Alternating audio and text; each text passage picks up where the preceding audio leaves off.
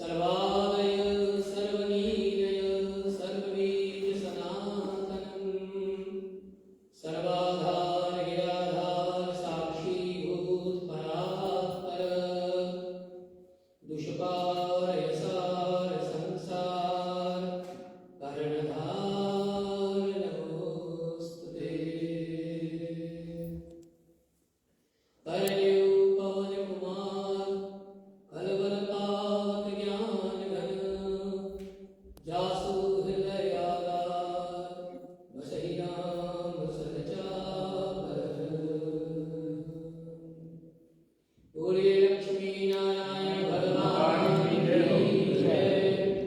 बोलिए जगदम्बे माता की जय। बोलिए शंकर भगवान की जय। श्री रामचंद्र भगवान की जय। श्री राधा कृष्ण भगवान की जय। गणेश जी महाराज की जय। वीर बजरंग बली की जय। बोलो सत्यवती सनातन धर्म की जय। आइए हुई सभी भाइयों बहनों, आप सभी का स्वागत है कि जो आप अपने अमूल्य समय को निकाल करके और हर सप्ताह की तरह इतवार के इस कार्यक्रम में आप यहाँ पर एकत्रित हुए हैं। जैसे अभी आपने सुना तो मंगलवार को भगवान विष्णु के जो छठे अवतार भगवान परशुराम का प्रकट दिवस, उस तिथि को हमारे यहाँ पर कहा जाता है अक्षय तृतीया। वैशाख के महीना के शुक्ल पक्ष के तीसरा दिन में वह तिथि है।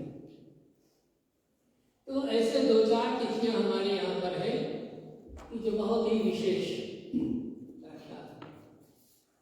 अब जैसे किसी को घर बनवाना, भूमि पूजन करना, या कोई घर में प्रवेश होना चाहे और दिन न मिले तो अक्षय नवमी, गंगा दशहरा, गंगा सप्तमी, निर्जल एकादशी, अक्षय तृतीया जो मंगलवार को है, देव उत्थान एकादशी, ये सब बना बनाया तिथि मुहूर्त।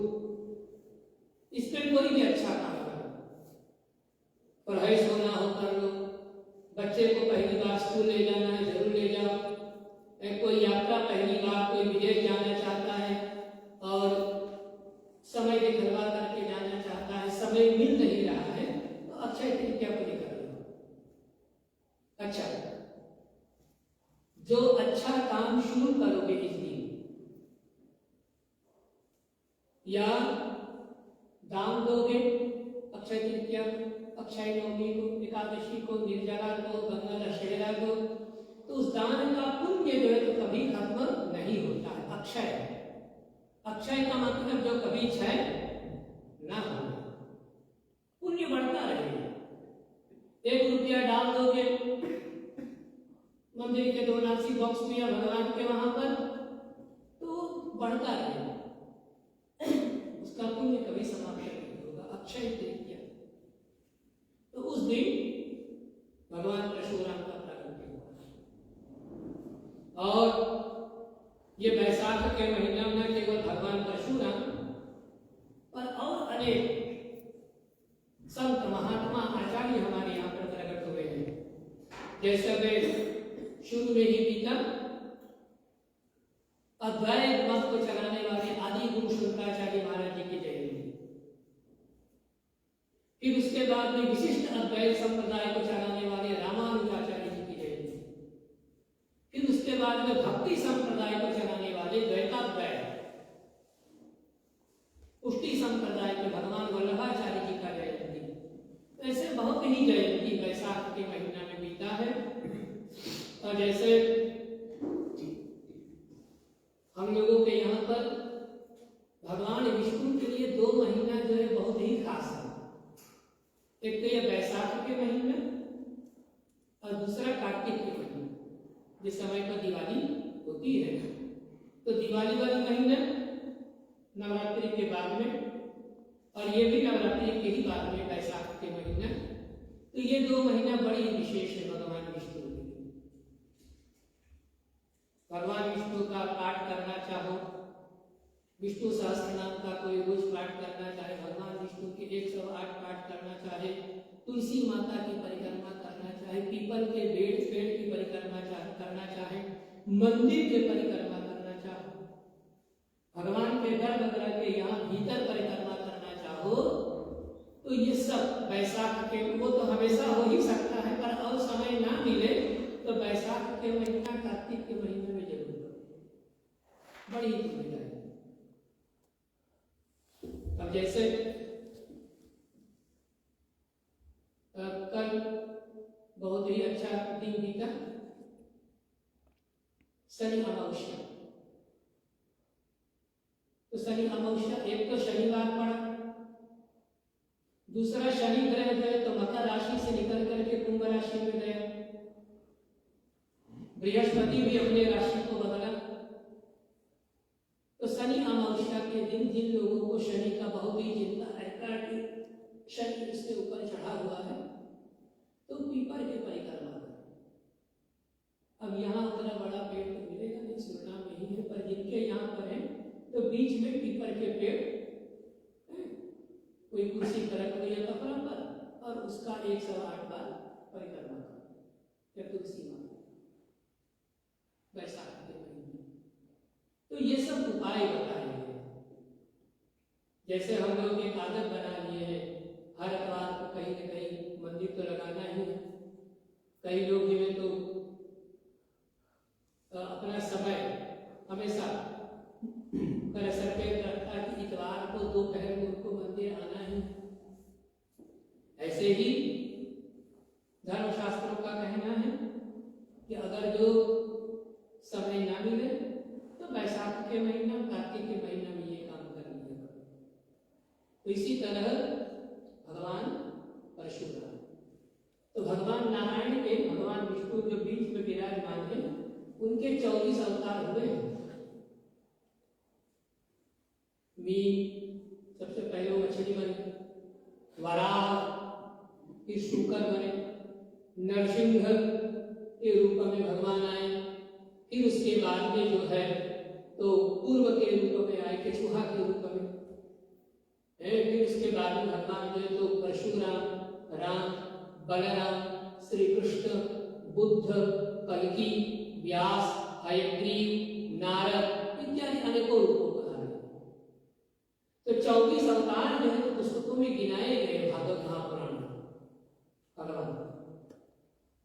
और मूल बात उसमें यही है कि जैसे भगवान की स्तुति में कहा गया, वेदान उद्धरते जगन निविहिते, सबसे पहले भगवान जो है तो वेद के उद्धार के लिए पृथ्वी पर अवतार लिया। वेद के उद्धार कैसे? राक्षस जो है तो वेद पुरुष को लेकर के और प्रलय में चला गया नीचे और पृथ्वी को ले लिया। तब आप सोचेंगे कि भला पृथ्वी भी कोई कैसे चुरा सकता है? सही बात नहीं। तो पृथ्वी की जो शक्ति है, अब जब पृथ्वी में शक्ति ना रहेगी तो फिर फूल में सुगंध,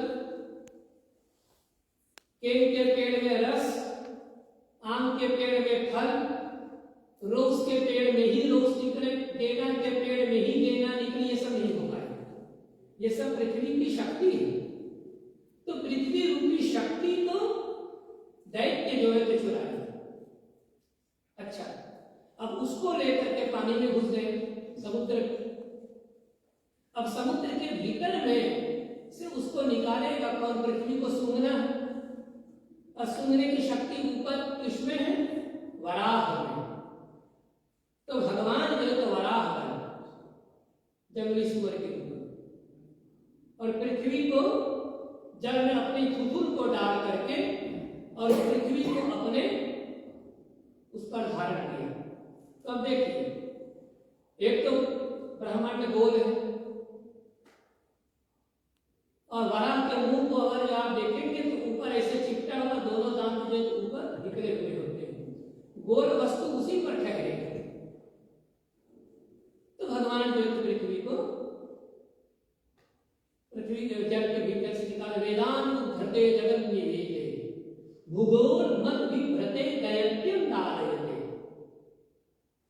भूगोल रूपी पृथ्वी बाहर निकाला और जो है तो दैत्य का नाश, दैत्यम नारायते बलि छलयते। भगवान ने वामन के रूप को धारण किया, बलि छलयते छत्र क्षय कुलवते पौलस्त्यम जयते, रावण पर विजय पाया, पौलस्त्यम जयते इत्यादि। तो एक श्लोक में भगवान के 10 अवतार का वर्णन बहुत ही सुंदर रूप में किया गया। उसी तरह भगवान का जो अवतार हुआ परशुराम, उसके विषय में सबसे मुख्य बात यही है कि अग्रतः चतुरो वेदाः पृष्ठतः सहस्रं धनुः इदं ब्रह्म इदं क्षात्रं सापात्तपि क्षरात्तम्। कैसा भगवान परशुराम का अवतार? तो बोले आगे भगवान परशुराम की यहाँ मूर्ति है तो अग्रे चतुरो वेदाः, उनके आगे चारों वेद, और पृष्ठतः सहस्रं धनुः, उसके पीठ पर आप देखेंगे तो धनुष और बाण। इदं ब्रह्म इदं क्षत्रम, आगे से ब्राह्मण पीछे से क्षत्रि, और दोनों ही काम वो करते हैं। शापात्तपि शराब्तपि, शराब से भी आदमी का नाश करता है और धनुष और बाण से तो शत्रुओं का संहार करता है। ऐसे भगवान ऐसे 2-3 ब्राह्मण हमारे यहाँ पर हुए हैं कि जो धनुष बाण धारण करते हुए भी ब्राह्मण हैं। एक तो परशुराम, दूसरा महाभारत काल के ऋषि द्रोणाचार्य, ऋषि कृपाचार्य, विश्वामित्र, ये सब ब्राह्मण हैं और फिर भी लड़ाई में भाग लिए। अच्छा, आप देखिए भगवान परशुराम की जन्म कैसे है? तो बोले सबसे पहले इस बात को समझिए, इनके यहाँ भगवान परशुराम का जो वंशज है, पहला ऋषि इनके यहाँ पर कौन है? ऋषि भृगु। अब भृगु के बेटा हुए ऋचिक,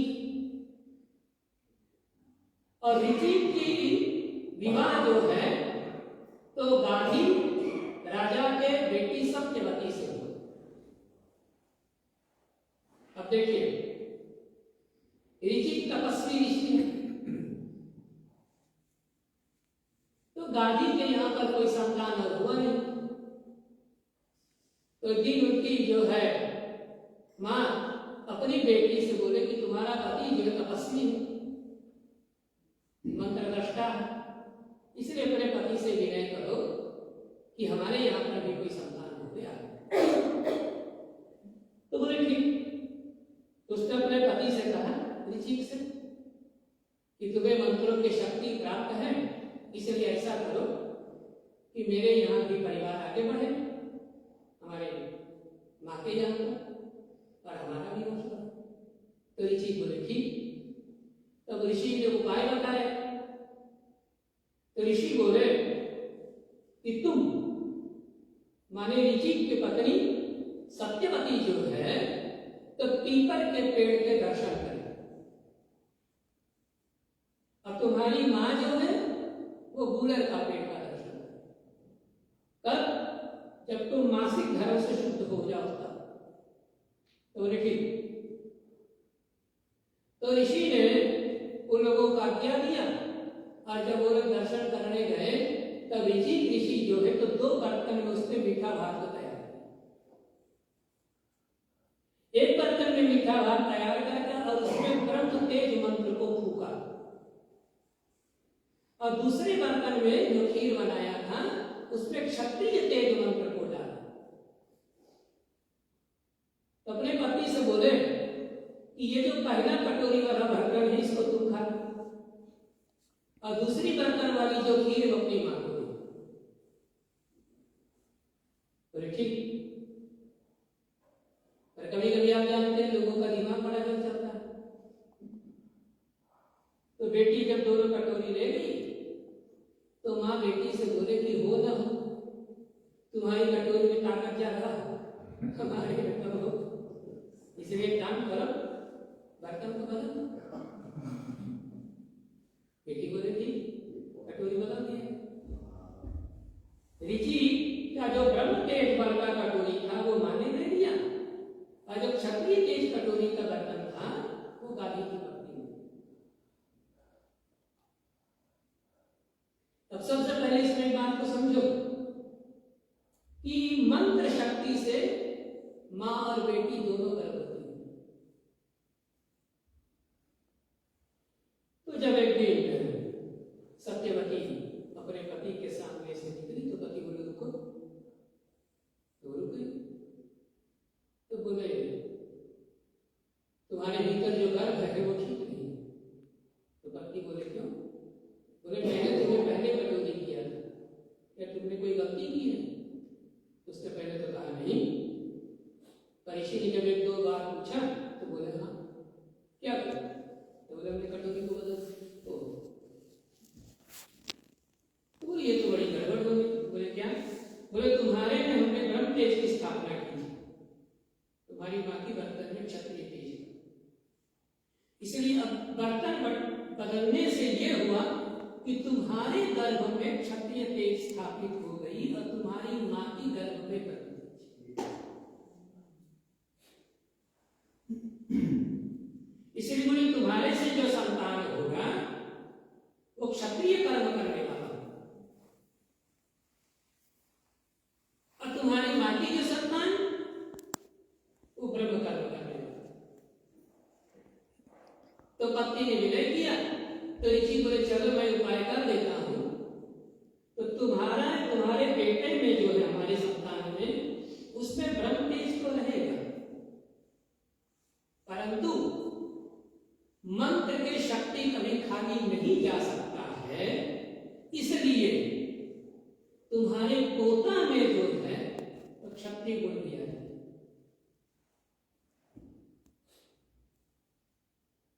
इनके यहाँ पर ऋषि के यहाँ पर जो संतान हुआ उसका नाम पड़ा जमदग्नि, और गाधी ऋषि के यहाँ पर जो पुत्र हुआ वो हुआ विश्वामित्र। तो विश्वामित्र क्योंकि गाधी ऋषि के वीर्य से उत्पन्न नहीं, वो तो ब्रह्म तेज से उत्पन्न हुआ मंत्र बल से, पर क्योंकि माता के गर्भ में वो रहा इसलिए ब्राह्मण होते हुए भी उसमें क्षत्रिय गुण आया।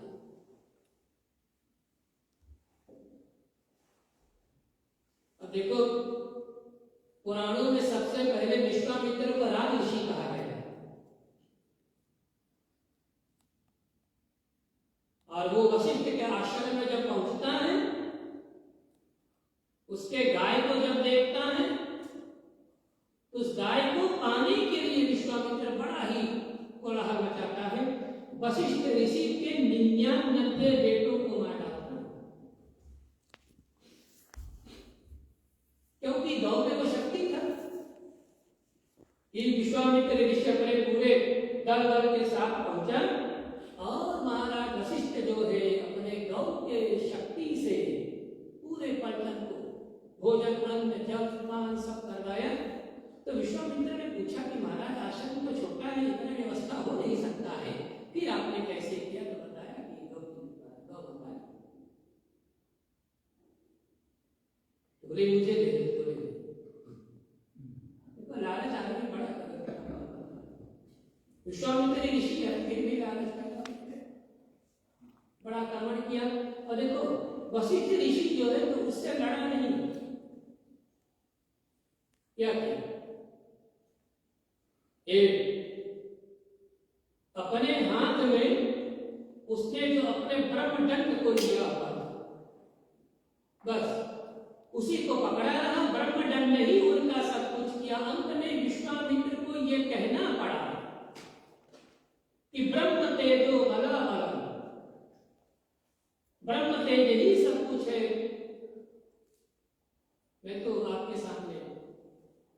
तो विश्वामित्र को फिर लगा कि सब लोग वशिष्ठ को ब्रह्म ऋषि कहते। उस समय दो ऋषि बहुत ही तेज थे, एक विश्वामित्र, दूसरा वशिष्ठ।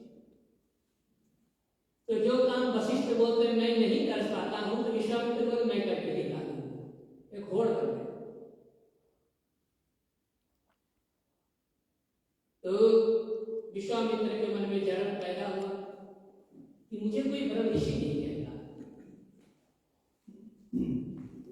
लेकिन वो आश्रम में पहुंचा वशिष्ठ को मारने के लिए। वशिष्ठ की पत्नी अरुंधति अपने पति से उस समय वार्तालाप कर रही थी और बोल रही थी कि विश्वामित्र जैसे ऋषि इतना क्रोध और राज ऋषि क्यों है वो। तो वशिष्ठ से बताएं तो बोले कि वो ब्रह्म ऋषि के, बोले वो तो ब्रह्म ऋषि है ही। और वशिष्ठ विश्वामित्र आने में सुन रहा था, पर बोले जिस दिन उसके भीतर का अहंकार समाप्त हो जाएगा उस दिन वो ब्रह्म ऋषि बनेगा।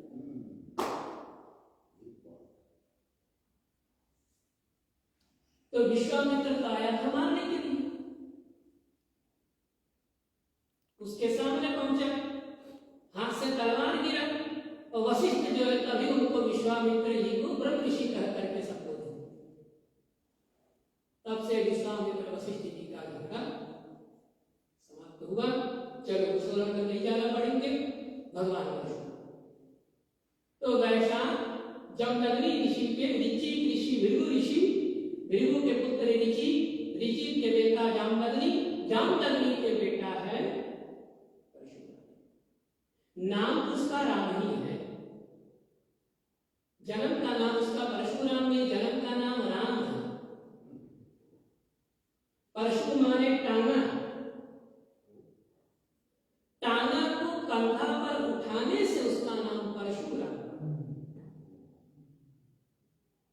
परशुधर भी है जो परशु को धारण करता है, भृगुसुत भी है जो ऋषि भृगु के वंश परंपरा में है, जामदग्नि के भी है, ऋषि जामदग्नि के जो पुत्र है।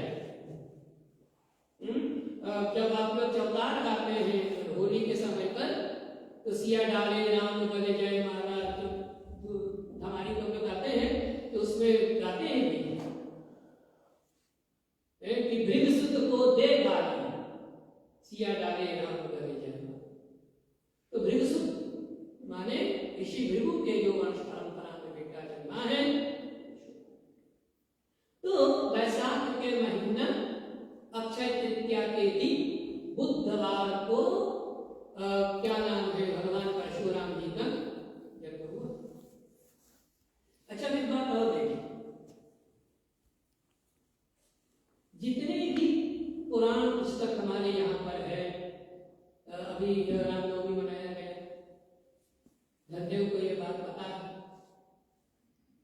कि भगवान राम का जन्म हुआ पुनर्वसु नक्षत्र में। धनदेव, और पुनर्वसु नक्षत्र में रा नहीं आता है, रा आता है कहीं जाकर के उधर स्वाति नक्षत्र, और फिर भी भगवान राम का नाम राम पड़ा। ठीक, हनुमान जी का भी 2 हफ्ता पहले हनुमान जयंती मनाया गया। हनुमान जी का जन्म हुआ क्या नाम है स्वाति नक्षत्र में, और स्वाति नक्षत्र में हा अक्षर है ही नहीं, उसमें तो राम यू है। तो इसका मतलब है कि हनुमान जी का जो औषधेय नाम है वो हनुमान जी नहीं है, राम जी का जो जन्म का नाम है वो भी नाम नहीं है, रूप नाम है राम। हनुमान जी का रूप नाम है हनुमान जी, उसका जन्म का नाम नहीं है। जैसे आपका एक नाम है धनदेव और राशि का नाम कुछ और है, इनका नाम है शरीर, राशि का नाम कुछ और है, आपका कुछ और है, तो राशि का नाम कोई बताता नहीं है। ऐसे ही राम जी का जो जन्म का नाम है वो कुछ और है, हनुमान जी का भी जो जन्म का नाम है वो कुछ और है, परशुराम का भी जो जन्म का नाम है। पर मुझे भी बताने की जरूरत नहीं है, क्योंकि जब ऋषियों ने उस बात को बोला नहीं, तो मैं सभी को लोगों को भगवान राम के राशि के नाम क्यों बताऊं? ठीक, तो जैसे आप अपने राशि के नाम को ओपन बार नहीं करते, सभी लोगों को नहीं बताते, पंडित ऋषि को ही बताते पत्रा लिखवाने के लिए, वैसे ही राम का जो नाम वही देवो। इसी तरह से परशुराम का जन्म हुआ वैशाख के महीना के शुक्ल पक्ष के दिन को 12 और उसी समय को हमारे यहाँ पर अक्षय तृतीया था। उसके बाद में ऋषि दंपति भगवान परशुराम जो है जब पहुंचा अपने आश्रम में, तो क्या देखा? बड़ी ही सूखा, पेड़ पौधे सब झुक, फल वल कुछ है नहीं ठीक से, फिर भी इनके स्वागत के लिए ऋषि लोग थोड़ा दूध थोड़ा फल ला करके दिए। परशुराम जी ने पूछा कि इतना सूखा क्यों? तो पता लगा कि कहानी कितना समय से बारिश नहीं हुआ। तो बोले भाई फिर बारिश जब नहीं हो तो बारिश का उपाय भी करो। तो बोले उपाय करे कौन? तो जब ढूंढा गया तो पता चला कि आश्रम के थोड़ी दूर पर जो ऋषि सभी के यहाँ पर यज्ञ करवाता उसका नाम था कुक्षीवान, वो सभी के यहाँ पर पंडिताई करवाता है। तो बोले फिर चलो पंडित के पास।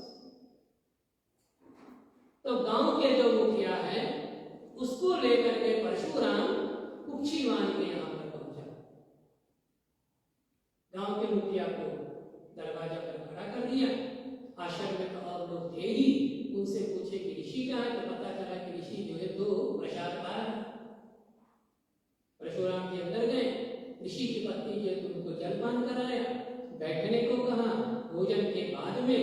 और जब कुक्षीवान आए तो परशुराम ने कहा कि भाई ये क्या, ये सब तुम्हारे यजमान है, तुम इनके यहाँ के अन्न जल पानी इत्यादि सब लेते हो, और देश में इतना भारी सूखा पड़ा हुआ है, तुम्हें कोई उपाय करना चाहिए।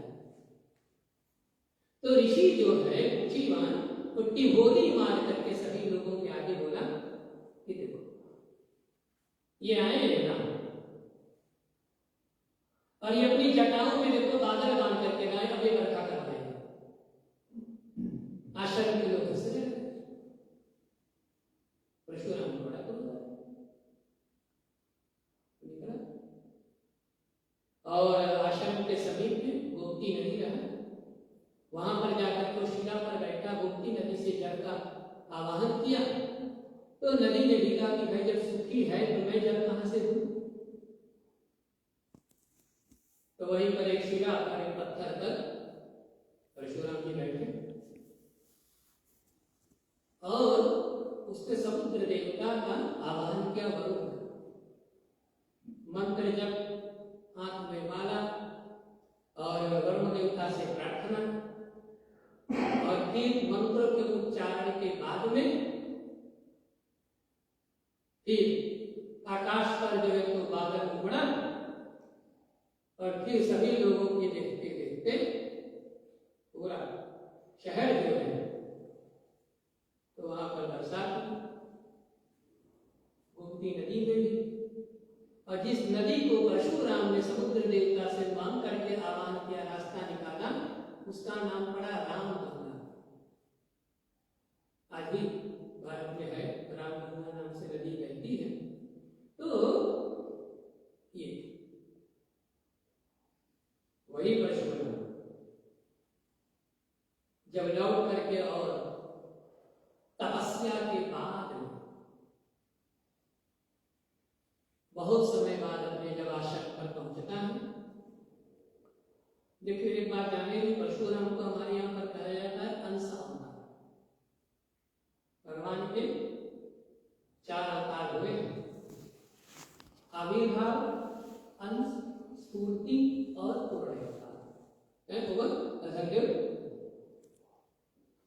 इस तरह से अवतार के 4 रूप बताए, अंश अवतार, आविर्भाव, स्फूर्ति और पूर्ण। स्तुति का मतलब शक्ति, जैसे नरसिंह भगवान खंभा फाड़ा, बाघ और मनुष्य के रूप में आया, हिरण्यकशिपु को फाड़ा, देवताओं ने स्तुति की, प्रहलाद ने स्तुति किया, शरीर को फिर समेटा।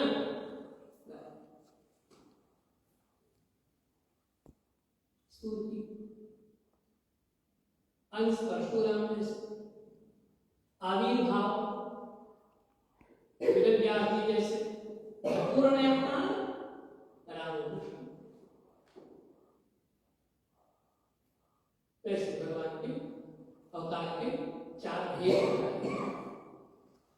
और इन सभी में कला जो है तो अलग अलग है। कला का तात्पर्य है एक सब,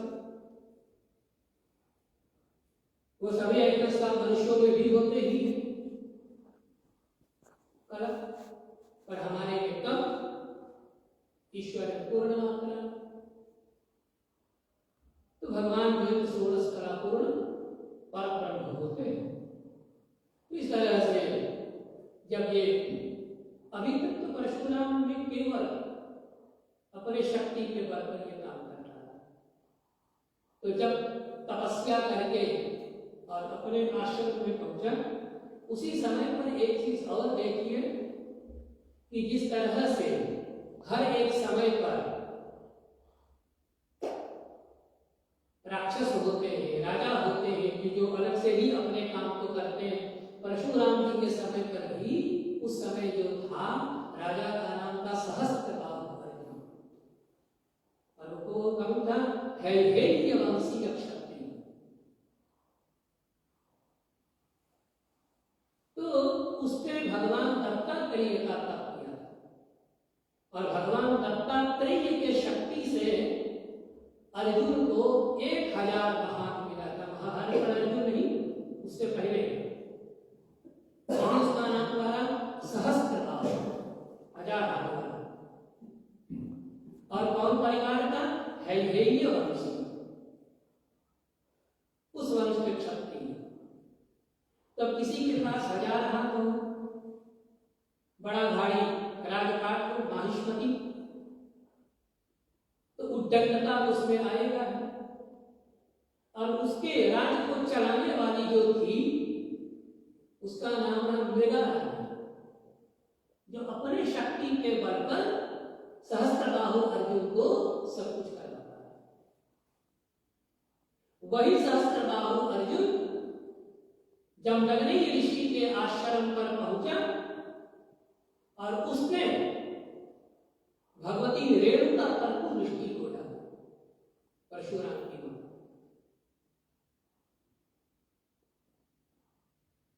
और जब ये बात परशुराम को पता चला, तब उसमें ईश्वर का जो रूप है अंश रूप में पूरा प्रकट हुआ और उसने शक्तियों का संहार किया। 21 बार हैल्यवंशीय क्षत्रियों का नाश, कुंडों को खून से भर दिया। अब उसका प्रायश्चित क्या? इतना नरसंहार हुआ तो फिर उसने यज्ञ भी किया और यज्ञ करके देखो, चाहे जो भी हो, जान अनजान में अगर जो आदमी से कुछ हो जाए तो उसका प्रायश्चित किया जाता है, पश्चाताप किया जाता है। उसके भी यज्ञ किया, भगवान विष्णु को मनाया। और देखिए शुरू से ही भगवान परशुराम जब भगवान शिव जी का परम उपासक, तो भगवान शिव का स्तुति परशुराम जो है, तो एक तो उसने शिव जी को प्रसन्न करने के लिए जो प्रार्थना किया, उसको हमारे यहाँ पर शिव पंचविंश नाम स्तोत्र से याद किया गया। उसमें भगवान का उसने 25 नामों को लिया। एक दूसरा, उसके शिव कल्पतरु नाम से शिव जी की स्तुति की है। बहुत ही सुंदर स्तुति, प्रभु मीश मनीष शेष गुणम महीष गरुड़ा भरड़ सर्वम इत्यादि शब्दों से बहुत ही सुंदर स्तोत्र। और फिर भगवान श्री कृष्ण का उसके कवच रूप में भी प्रार्थना की, के मंत्र के जप का कवच जो है उसके पास। तो जब उसने हरि वंशीय क्षत्रियों का श्रृंगार किया तो प्रायश्चित रूप में उसने भगवान विष्णु के शरण में गए। और देखिए महाभारत में अगर आप जाएंगे तो भीष्म पितामह के गुरु परशुराम, द्रोणाचार्य के गुरु परशुराम, और महाभारत के सबसे अच्छा पात्र कर्ण का गुरु परशुराम। पर क्या कहिएगा, विद्या लेने के लिए गया तो, परंतु विद्या पाने के लिए उसने छल किया, और ये बात परशुराम से सहन नहीं हुआ। तो उसने विद्या को दिया था कर्ण को पूरा भरपूर, क्योंकि बहुत ही समय बाद उसे कोई शिष्य मिला था जो विद्या पाने वाला था, उसने पूरा विद्या का दान दिया। परंतु जब पता चला कि उसने छल से विद्या को पाने के लिए आया है, उसने फिर शराब दिया। और जब सही समय पर ब्रह्मास्त्र का प्रयोग करने का समय आया तो वो मंत्र कर्म हुआ। उसके पीछे कारण और भी है, एक पे गाय का शराब भी था, तो वो। और देखो भगवान परशुराम और भगवान दत्तात्रेय का कथा के रूप में जो संवाद है उसको हमारे यहाँ पर त्रिपुरा रहस्य कहा गया। त्रिपुरा रहस्य ज्ञान कांड, कर्म कांड, 3 कांड में है पुस्तक, और उसका केवल एक टुकड़ा आज मिलता है, कथा वाला टुकड़ा। कर्म कांड का उसका जो बुद्धि है वो तो कहीं मिलता ही नहीं, देखने को भी नहीं, सुनने को भी नहीं आता है। केवल त्रिपुरा रहस्य में उसका नाम दिया गया है। तो त्रिपुरा रहस्य भगवान दत्तात्रेय और भगवान परशुराम का संवाद बहुत ही सुंदर। और कथा के बाद में कथा का जो आध्यात्मिक रूप है भी उसमें दिया गया है। कभी नवरात्रि का अवसर आएगा तो त्रिपुरा रहस्य से एक बार कथा को सुनाया जाएगा, जिसमें हेमचूड़ राजा की और क्या नाम है हेमलता इत्यादि की जो कथा है बहुत ही सुंदर वर्णन किया गया है त्रिपुरा रहस्य में। तो इस तरह से भगवान परशुराम युद्ध के बाद में दत्तात्रेय से उन्होंने शिक्षा दी। ऐसे भगवान नारायण के छठे अवतार परशुराम, और सबसे मूल कथा जो सभी लोग बड़ी ही चाह से सुनाते हैं वो है रामचरितमानस। जब भगवान श्री राम धनुष को तोड़ते हैं तब, पर वाल्मीकि रामायण में ये कथा नहीं है। वाल्मीकि रामायण में कथा है कि जब राम जी का विवाह हो करके और वह बारातियों के साथ लौटते हैं अयोध्या, तो अपशगुन होने लगता है। हरणा जो है तो गलत दिशा में भागना शुरू करते हैं, पक्षी लोग जो है तो अनेकों प्रकार के स्वर निकालना शुरू करते हैं, सियार जो है तो बोलना शुरू कर देते हैं। सब लोग आपस में विचार करके महाराज दशरथ जो तो वशिष्ठ महाराज से पूछते हैं कि ये सब अपशगुन का मतलब क्या है। तो उसी समय डोली को रखा जाता है, बारात को उतारा जाता है, और फिर जंगल में बड़ी ही जोरों से आंधी चलता है और धूल उड़ता है, और उसी समय भगवान परशुराम का सामना होता है महाराज दशरथ जी से। और फिर ये पूछा जाता है कि तुम लोग कौन, मुझे बताया गया तो बोले डोली में कौन है, पता चला कि माता जानकी। अच्छा, बोले धनुष तोड़ने वाले भी तुम ही लोग हो? तो बोले हाँ। तो फिर जंगल में धनुष के ऊपर प्रत्यंचा भगवान श्री राम जी चढ़ाते हैं, और फिर परशुराम को ये ज्ञान हो जाता है कि ये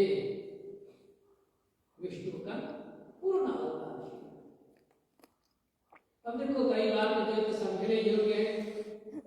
अब परशुराम अपना उत्तरदायित्व, अपना काम दुर्लभ है भगवान श्री राम जी को सौंपेंगे और स्वयं तपस्या करने के लिए चले जाए। इसे उसे धनुष की कोई जरूरी नहीं ना, उस धनुष को उसने भगवान श्री राम जी को सौंपे। जहां पर तपस्या में व्रत है वहां पर अपने खर्चों को उसने और 7 चिरंजीव ऋषियों में भगवान परशुराम की आज भी है। अश्वत्थामा, बलि, व्यास, हनुमान जी, परशुराम, विभीषण और कृपाचार्य, और इन 7 ऋषियों के ऊपर जो ऋषि मार्कंडेय, तो ये 7 ऋषि जो है चिरंजीव मार्कंडेय जी के साथ, परशुराम जी भी अमर है चिरंजीव। ऐसे भगवान परशुराम जी की जो है तो जयंती पर आप सभी लोगों को बहुत बहुत बधाई। जयंती है तो मंगलवार को, परंतु आज ही उसका प्रवचन यहाँ पर किया गया। जो लोग मंगलवार को परशुराम जयंती में सम्मिलित होना चाहे उस के मंदिर लक्ष्मी नारायण मंदिर में आए। 6:30 बजे से वहां पर कार्यक्रम है, 9 बजे रात तक। तो वहां पर भगवान परशुराम का जो संदेश है वो पंडितों के जरिए और व्यास पंडित जो होगा उसके जरिए वहां पर सुनाया जाएगा। आइए इन्हीं शब्दों के साथ हम लोग समाप्ति की सीमा पर पहुंचे। 1-2 बार भगवान के नाम को ले और उसके बाद उनके मंत्र है आरती की तरफ हम लोग पढ़ेंगे। आइए। श्री राम जय राम जय जय राम, श्री राम जय राम जय जय राम, श्री राम जय राम जय जय राम, श्री राम जय राम जय जय राम, श्री राम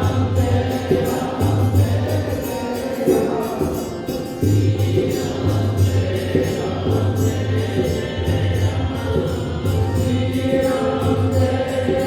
जय जय राम, श्री राम जय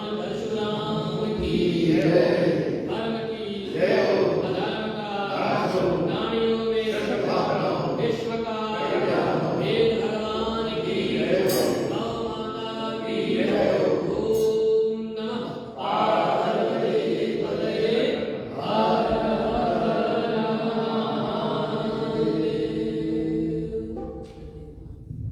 Yes.